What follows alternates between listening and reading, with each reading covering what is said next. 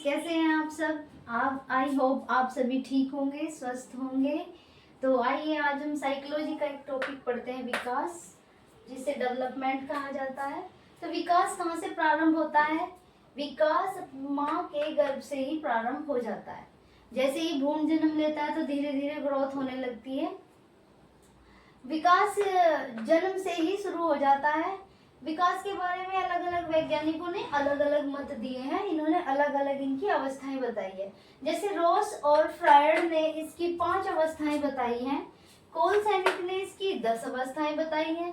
पियाजे ने इसकी 4 अवस्थाएं बताई है और ब्रूनर ने इसकी 3 अवस्थाएं बताई हैं। ठीक है। भारत में सामान्यतः विकास की जो अवस्थाएं हैं वो लगभग 7 मानी गई है।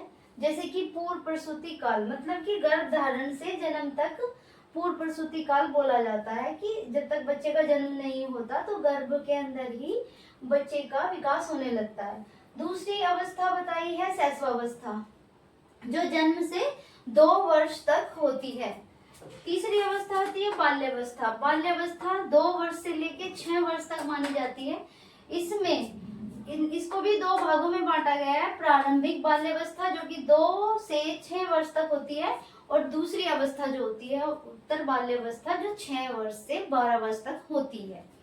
चौथी अवस्था है हमारी किशोरावस्था। किशोरावस्था जो कि 12 से 18 वर्ष तक मानी गई है।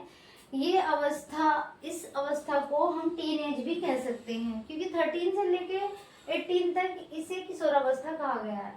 और जो युवावस्था स्टार्ट होती है वो 18 वर्ष से लेके 25 वर्ष तक होती है। वैसे पहले मनोवैज्ञानिकों ने 25 वर्ष दिया था, लेकिन वर्तमान में इसे 30 वर्ष तक कर दिया गया है।